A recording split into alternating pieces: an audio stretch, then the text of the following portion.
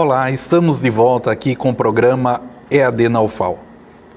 Excepcionalmente, nós estamos aqui com o nosso magnífico reitor, professor José Aldo Tonholo. No bloco anterior, conversamos muito sobre tecnologia, quebra de paradigma, conversamos sobre a EAD, a formação de professores, como nós podemos assimilar e utilizar essa educação à distância. Professor Tonholo, 24 anos de educação à distância na UFAL. Como é que o senhor vê a educação à distância na UFAL? Quais são as perspectivas? O que é que o senhor vislumbra? Como reitor, o que é que você gostaria de ver? Vamos por etapas, né? Essa pergunta é longa, eu vou fatiar. Primeira coisa são os 24 anos, né? A UFAL entrou na EAD lá nos idos de 98, Isso. Já tarde, né? Porque desde de começo da década de 90 já havia um movimento nacional muito forte com relação à possibilidade da EAD. E a UFAL só entrou naquele momento porque ela foi impelida. Naquele momento a Universidade Federal de Alagoas era uma universidade federal em Maceió, né, com o campus em Rio Lago e o polo de Viçosa. Era uma universidade extremamente concentrada na capital, num estado que tinha pouquíssimas opções de educação no interior. Né, as nossas co-irmãs, né, IFAL, NEAL e a UNCISAL, não tinham também muitos braços no interior. A Universidade Federal de Alagoas, ela foi coagida pela sociedade alagoana a se posicionar, né, e começar a pensar em atendimento um pouco além daquele nosso território da capital. Mas no momento em que não havia uma preparação específica, né, para essas comunidades, no momento, né, em que a EAD era feita em polos, né, ainda com uma internet pífia, quase zero, né, e em que essas aulas eram transmitidas por vídeo, por DVD, por fita cassete, como eu tive chance de assistir aula de EAD dessa forma lá naqueles idos, com tecnologias muito arcaicas comparadas que a gente tem hoje, mas que naquele momento era necessário tomar uma atitude para atender um pouco mais ao nosso território. A UFAL começa a mudar radicalmente na virada do milênio, né? Primeiro lançando seus cursos noturnos, depois se apropriando do território, né?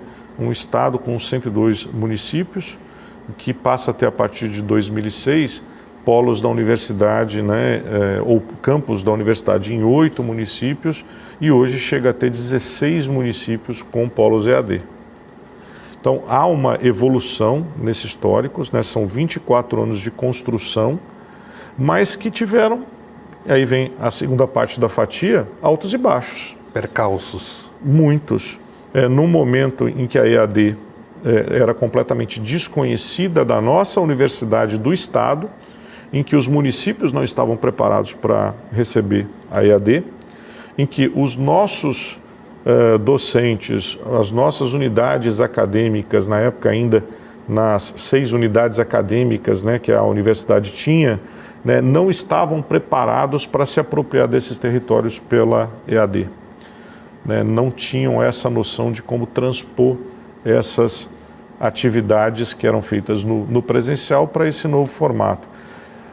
Em alguns momentos a gente, no AFAM, tentou fazer, e eu usaria a expressão, né, por vezes a gente deu com os burros na água, né, porque em alguns casos as águas levaram simplesmente os nossos polos, como aconteceu nos idos de 2004 e 2010, por exemplo, o polo da Laje, que não sobrou nem foi por água abaixo, literalmente, né, a enchente levou. E a gente passou por um momento muito fértil na EAD, nos momentos em que nós expandíamos fisicamente a universidade, e isso era um suporte para a expansão também da EAD. E a Universidade Federal de Alagoas chegou a ter um contingente aí de quase 6 mil estudantes, né, na educação à distância. 2014, 2015. Nessa faixa de 12 até 14, 15, até 16, né, ainda tinha um bocado. Mas isso estava em consonância também com uma política de atendimento territorial, né, de um governo anterior. A partir do momento em que a gente tem uma mudança de governo federal, mudam as políticas de atendimento, né? A EAD foi esvaziada de uma forma geral em nível nacional. E eu tenho que fazer uma correlação com o momento atual que a gente está vivendo, né? A Universidade Federal de Alagoas acabou de lançar o edital, a chamada para a seleção dos cursos de EAD que começaram agora, que são oriundos de um edital de 2018, que foi o último edital geral. Um lapso grande a nível federal na oferta de cursos pela UAB. Na verdade, houve, eu diria que houve uma tentativa de assassinato da EAD nesse período, né? Estranhamente, exatamente nesse período em que o governo se omitiu, o poder público se omitiu com relação à importância de atender esses novos territórios, né, até então inexplorados para a educação, enquanto o governo, levando a educação, né, de qualidade, não, mesmo no ensino EAD, mas com a garantia da qualidade, com o selo de uma universidade federal, de um instituto federal, o governo se omitiu, houve uma apropriação desses territórios por alguma coisa que se chamava EAD de qualidade extremamente duvidosa, né, em que tinha um custo de bacia de aluno, né, que era extremamente duvidoso, né, com uma qualidade que não se media. E isso perverteu um bocado o pacote da EAD. Então, nesse histórico da EAD, a gente teve dificuldades iniciais, teve uma fase de aprendizado, teve uma fase de amadurecimento e estruturação institucional, num momento de ouro da própria CIED, da UFAL, em que nós conseguimos, inclusive, contratar professores com vagas para dedicação em EAD, e logo na sequência nós somos prejudicados por uma política nacional que tenta pejorar. Hoje a gente começa a respirar, parece que há uma tendência aí de recomposição, de resgate, né? E a gente já vê nos últimos editais aí que começam a estimular não só cursos de graduação, mas também os de especialização com um pouco mais de intensidade de EAD, e por vezes estimulando um novo modelo que está chegando aí, que é o modelo híbrido também, né? Que é um semi-presencial com um bocado de componente de EAD, que pedem uma grade curricular, que pedem um projeto pedagógico muito especial para atender a essa natureza, e que a UFAL começa a responder, por exemplo, agora lá no Sertão, em Delmiro Gouveia, né, quando nós fazemos a formação de quase 180 professores, aqueles que ensinam os nossos filhos, né, os professores dos municípios, que são hoje atendidos nesse novo modelo, né, pelos 3 cursos de licenciatura que nós implantamos agora lá em Delmiro Gouveia. Então, tem altos e baixos, né, tem aprendizados, tem momentos interessantes, momentos de tristeza, mas eu começo a sentir agora um ressurgimento. Parece-me que também nesse momento nós estamos aprendendo a não depender exclusivamente da UAB ou desses recursos federais, mas encontrando outras alternativas, outros parceiros de financiamento.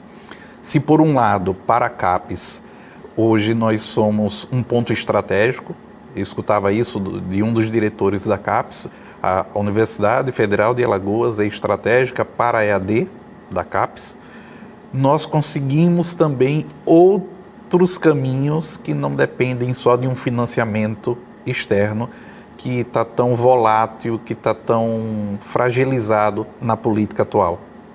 Eu seria muito crítico com o modelo da UAB de lá do começo e que reinou no começo do milênio.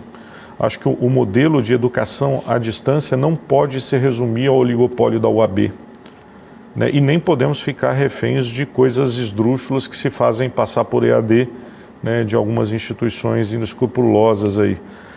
A gente tem que tomar muito cuidado, Fernando, com essa situação, porque existem demandas, né, que são supridas por um programa como o OAB, que é um programa nacional de referência, mas existem peculiaridades que a OAB não consegue enxergar nos territórios e que a gente tem que trazer um atendimento específico, e a solução tem que ser local.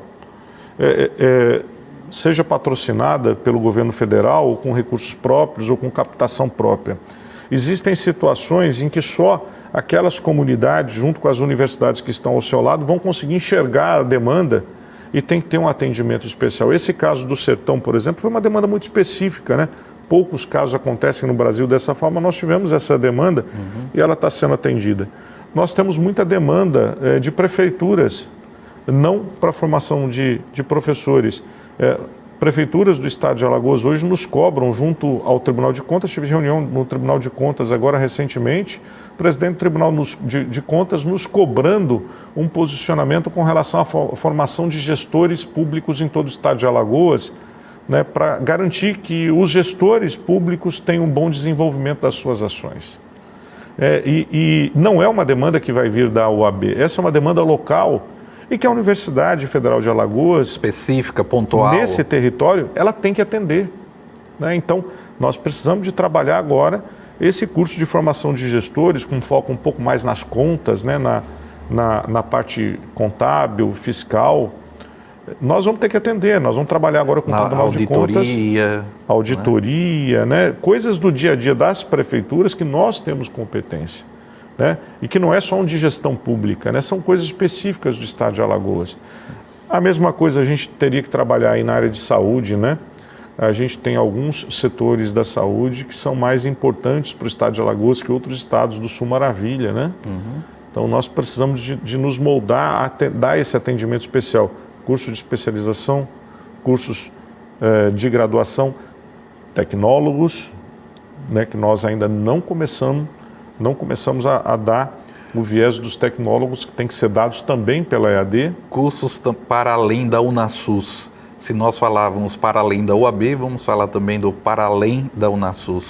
A UNASUS é outro programa fantástico, né, que traz muito impacto, mas que forma de acordo com a política nacional e com demandas nacionais, ouvindo muito pouco as demandas locais. Isso. Até porque são cursos mais ou menos pasteurizados, né?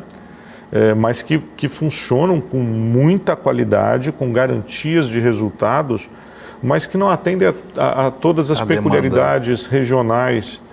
As peculiaridades do litoral são diferentes das peculiaridades em saúde do sertão. As doenças são diferentes, os profissionais que são atendidos têm que se especializar naqueles problemas. A gente está falando da contabilidade, está falando da saúde, mas e a parte agrícola? Né? Um curso de tecnólogo agrícola ou de agroindustrial, ele tem que ter as características de uma determinada região em que talvez a gente não consiga colocar um curso presencial lá. Seria possível trazer uma solução inovadora, semipresencial ou integralmente EAD? Eu acho que é possível. Professor Tonholo, estamos quase terminando esse segundo bloco.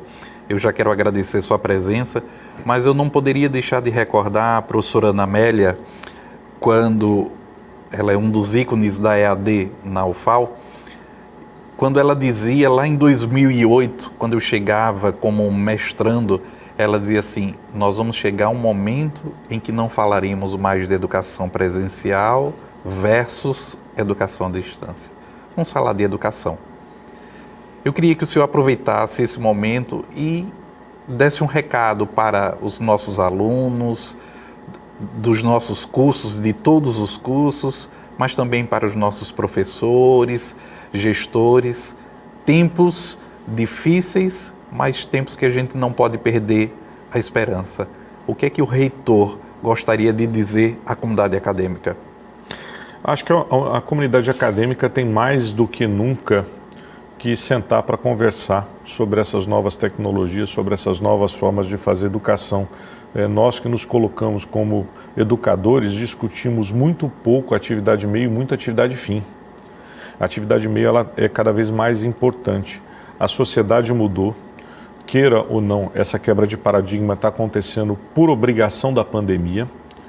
E a gente vai ter uma nova realidade daqui para frente. Eu não gosto de chamar de novo normal não, mas tem alguma coisa muito diferente acontecendo e nós vamos ter que nos enquadrar nessa nova realidade, com soluções educacionais também. Me preocupa muito, né, que não consigamos atender a essas novas chamadas, a flexibilização que seja necessária não conseguimos colocar as tecnologias educacionais nos nossos cursos, nem nos presenciais, os laboratórios virtuais, os periódicos da CAPES, os livros digitais. Nós precisamos ter essa conversa bem aberta, né? O percentual de atividades não presenciais que a gente vai ter no curso presencial é uma coisa que nem devia se discutir. A gente deveria estar discutindo a melhor forma de atingir o ensino de qualidade dentro do presencial e dentro do não presencial, não discutir percentuais, mas discutir efetividade daquela qualificação, daquela capacitação. Até que ponto que a gente está conseguindo usar todas as tecnologias que já estão disponíveis e que são gratuitas, não estou falando tecnologias pagas, para melhorar a qualidade da nossa educação, da presencial, né, e daquela que não pode ser presencial, né, daquela que é AD ou daquela híbrida. Essa conversa não é uma conversa que vai ser resolvida por uma resolução do Conselho Universitário ou por uma instrução normativa do MEC. Essa é uma conversa que nós vamos ter que ter enquanto educadores de todas as áreas, né, porque a natureza do fazer educação da química, da educação, da medicina, das engenharias é a mesma, mas a tecnologia de fazer, a forma de fazer é diferente. E a gente tem que respeitar as características de cada uma dessas áreas do conhecimento também, né, que tem que se manifestar. Por vezes, as áreas das ciências duras e tal fogem dessa discussão, né? As disciplinas da saúde também não gostam muito dessa discussão, né? Mas está na hora de voltar para a mesa e começar a discutir isso. Recado que eu gostaria de dar para quem se dedica hoje, de alguma forma, a formar, é que cada vez mais a gente sabe que menos sabe e a gente tem que estudar mais e tem que conversar e tem que aprender com aqueles que sabem. A gente tem que conversar mais. Recado para os estudantes ou para aqueles que virão a ser nossos estudantes. A Universidade Federal de Alagoas, hoje, é a maior, é a melhor instituição de ensino desse estado, mas infelizmente a gente ainda não tem capacidade de atender, né, os 3 milhões de habitantes e os 800 mil jovens em idades escolar da forma como nós gostaríamos. A UFAL atende hoje só a 27 mil estudantes.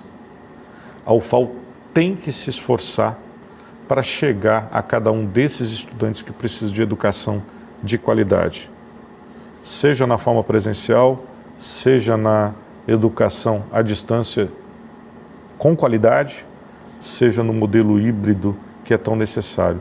Nós devemos isso ao Estado de Alagoas e a gente vai trabalhar para que essa educação chegue em todos os rincões do nosso Estado. Professor Tonholo, muito obrigado por estar aqui conosco nesses 2 programas, por se colocar aqui nesse diálogo, nessa conversa. A gente fez um grande panorama sobre educação. Muito obrigado também pela sua confiança em todos nós que fazemos parte da Coordenadoria Institucional de Educação à Distância.